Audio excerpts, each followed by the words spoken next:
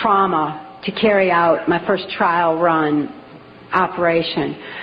An enormous quantity of cocaine had been flown in on one of these operations, and I was to deliver it into the neighboring state of Arkansas.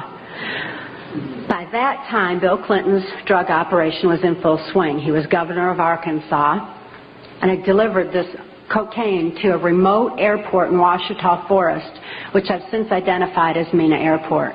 I also delivered a little packet of information and a small quantity of cocaine, a personal stash from J. Bennett Johnston, to Bill Clinton. I delivered it to Bill Clinton, and he cut out 2 lines of the coke, and he did inhale.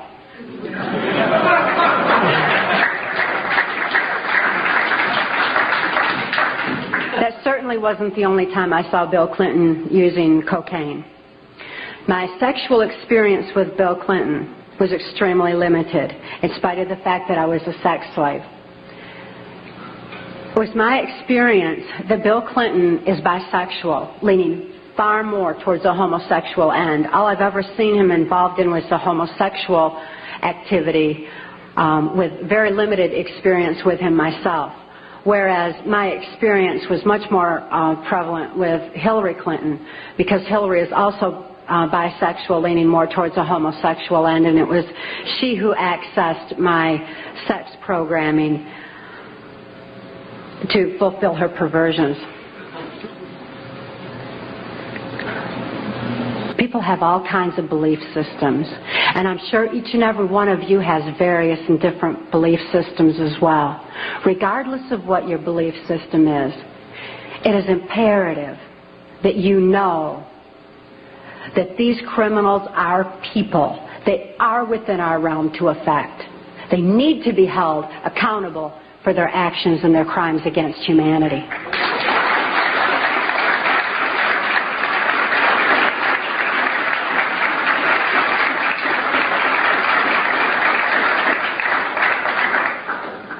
It was 1980, and my daughter Kelly was born. She was born directly into the MKUltra mind control project on a much higher level, a more sophisticated technological level than I was subjected to. In addition to trauma, she was subjected to harmonic mind control programming on NASA installations literally since birth, before her brain even had a chance to form. As soon as Kelly was born, Senator Byrd figured I'd been traumatized enough by that time and ordered that we be transferred back to Nashville, Tennessee to carry out operations during the Reagan administration. By being within the country music industry, we had a second handler. His name was Alex Houston. Alex Houston is a ventriloquist, stage hypnotist in the country music industry. Above all, he carries out criminal covert CIA operations that fund the black budget, and this certainly included bringing in large quantities of cocaine and distributing them through the United States, Canada. He was working at that time and provided a cover for me to be taken throughout the United States, Canada, Mexico, and the Caribbean for these criminal covert operations. As my handler, he took me to various military and NASA installations for mind control programming for specific operations that I was forced to participate in. These operations that I won't have time to get into tonight are detailed in our book, Transformation of America. And they involve such leaders as the President of Mexico at that time, De La Madrid, and Vice President Salinas. It was my experience that in 1984, there's a CIA trauma base, near-death trauma center that's located in Lampe, Missouri. It's called the Swiss Villa Amphitheater.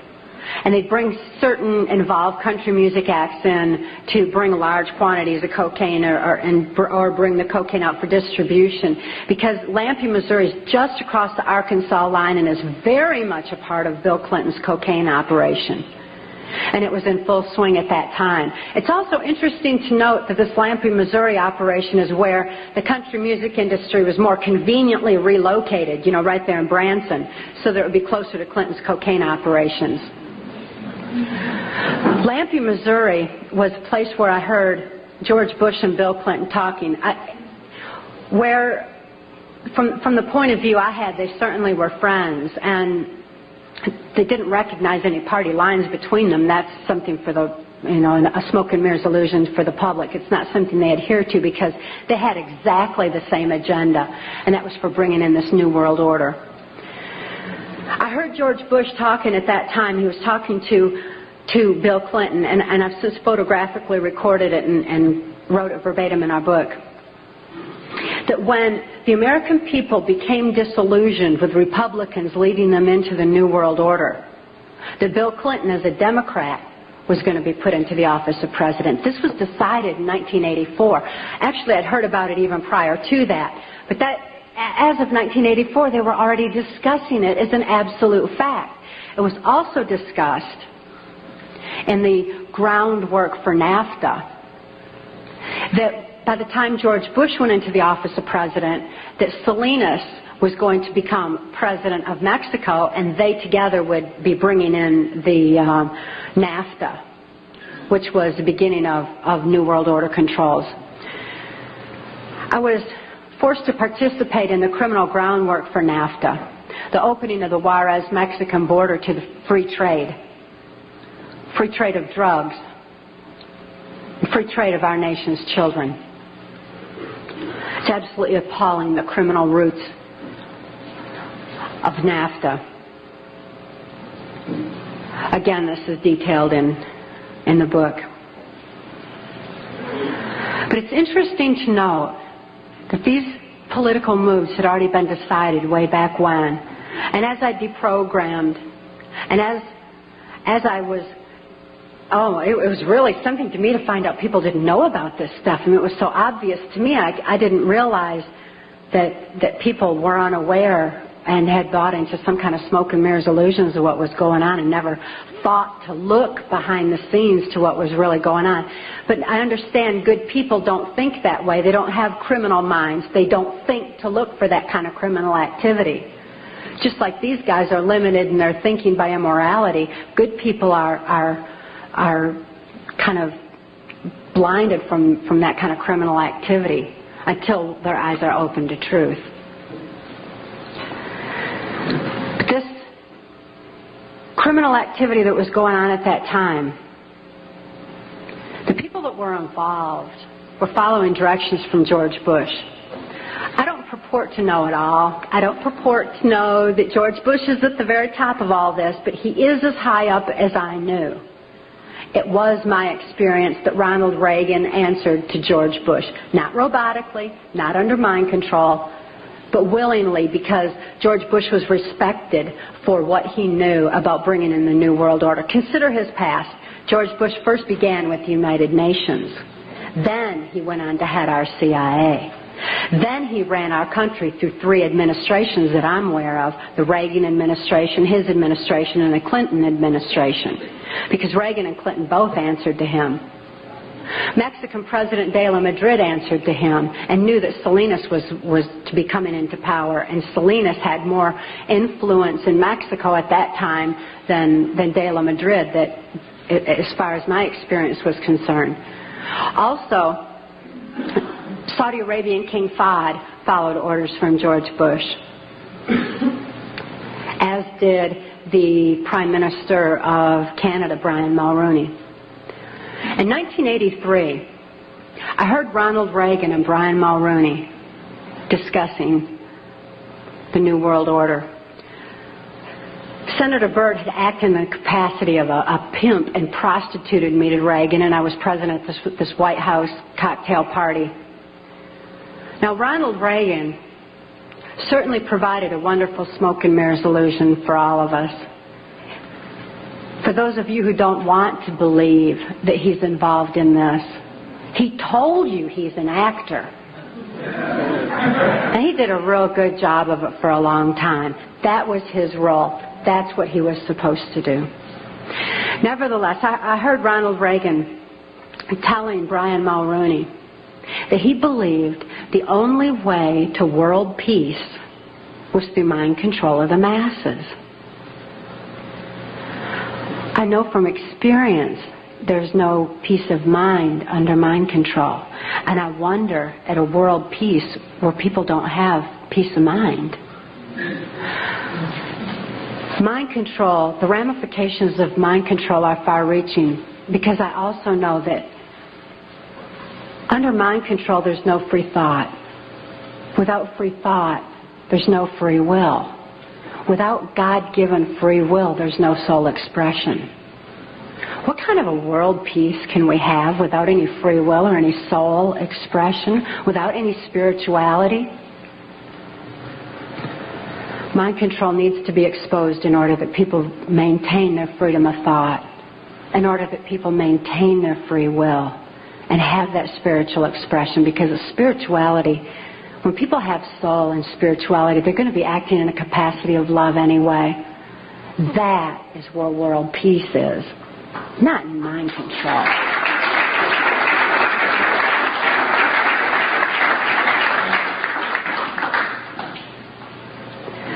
By 1988, I'd been forced to participate in numerous operations against my will, all of which I certainly would never have done. I guess if I had had any part of me that was willing to do anything like that, mind control would not have been necessary. I'm appalled at what I was forced to participate in, but I am relieved that this information's getting out, that people are passing the book Transformation of America hand in hand, hand to hand, so that hand in hand we can take back our country. This information is information that you have a right to know and a need to know, and their controlled medias are not going to suppress truth. Truth prevails.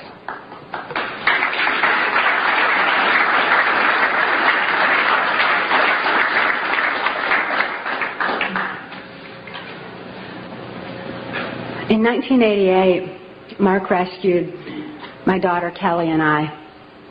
We couldn't think to escape. I couldn't think to save my daughter any more than I could think to save myself.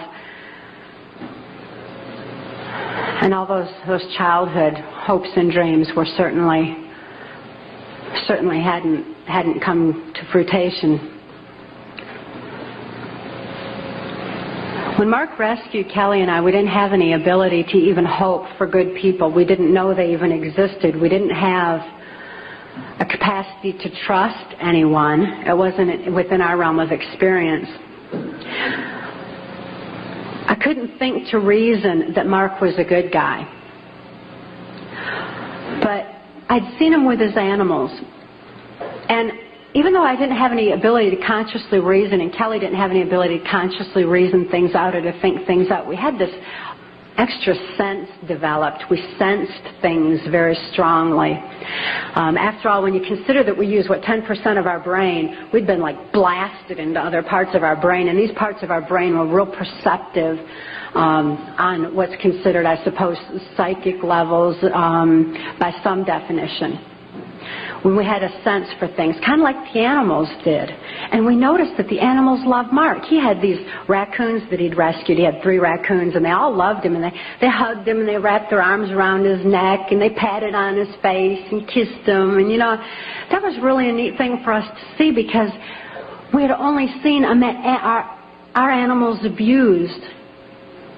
We lived on a farm. We had lived on a farm, and we had dogs and cats and horses and cows and guineas and chickens and all kinds of animals, all of which Alex Houston tortured or killed to keep us in line to, if we didn't do this, this would happen to our pet. And we loved our animals. Please bear this in mind, that people who abuse children oftentimes abuse animals. If you see someone abusing an animal, keep your eyes open, look further, make sure those kids are safe. I've never seen an exception to this rule. Not that there's not one out there somewhere, but I've never seen an exception to it. So it was very telling to us that these animals loved Mark. Additionally, when came in and rescued us. I mean, here we were under the gun of the CIA. Everything was very precarious, to say the least. I was 30 years old. I was supposed to be killed, as most mind-controlled slaves are at the age of 30. Besides, I was considered too old for sex by that time, so I was supposed to be wiped out. But Mark came in and rescued me from certain death and rescued my daughter from a fate much worse than death, and took the time to rescue our animals.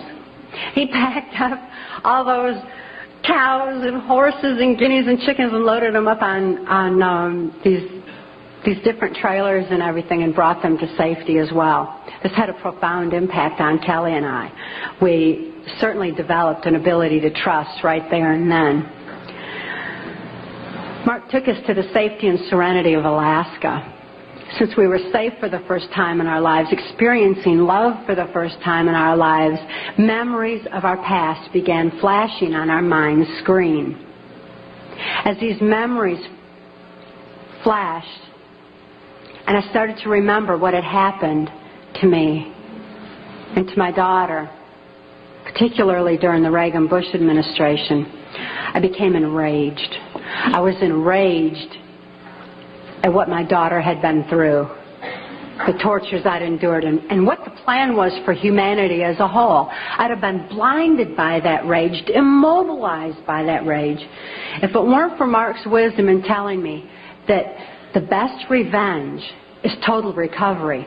Because through total recovery, by photographically recording all those events, I could expose these people for exactly what they are, for what their plans are, for what I witnessed behind the New World Order. Be able to get help for my daughter, who was in desperate need of help at that particular time. So I began writing out my memories. By writing out my memories, I used a different part of my brain than verbalizing. It bypasses emotion.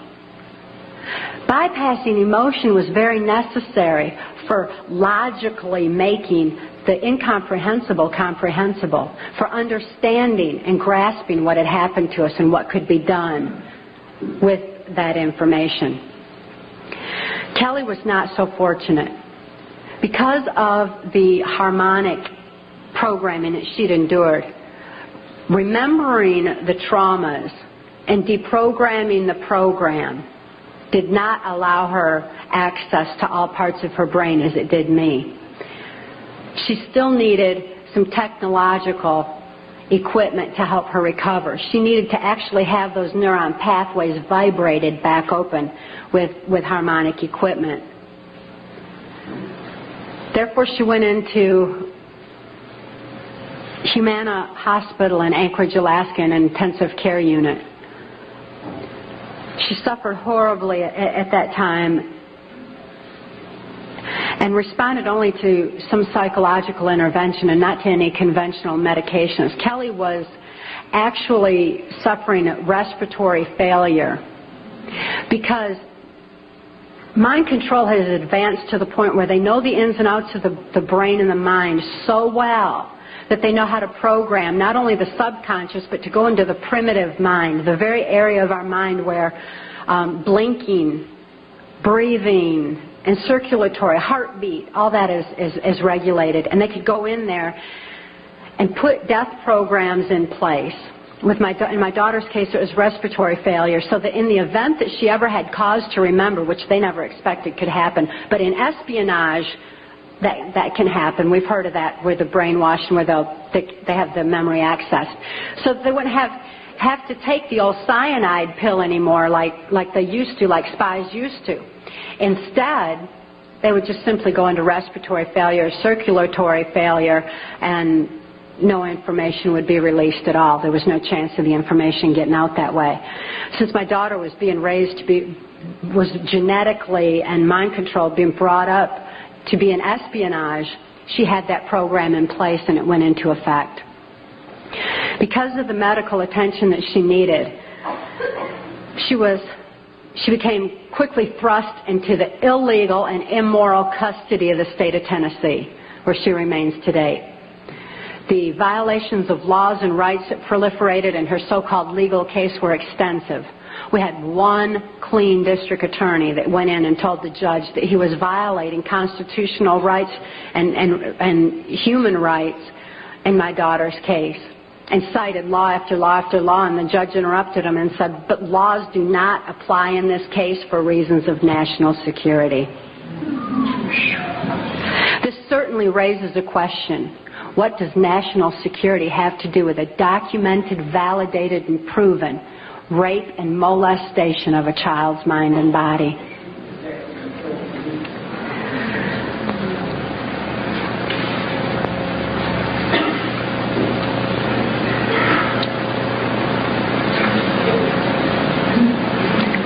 For Kelly's sake, and the sake of so many other mind control survivors out there, we need to lift this veil of national security. We need to repeal the 1947 National Security Act.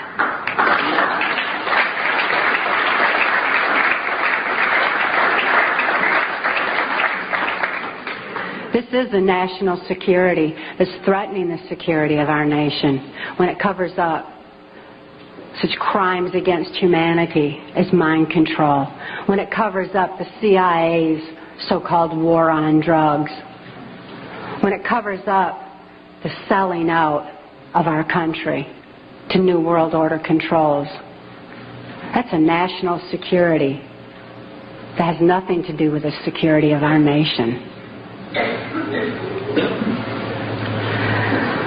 This national security has kept information pertaining to mind control for all of you for far too long. We've got to get this information out. We've got to arm others with knowledge on mind control, because knowledge is our only defense against mind control.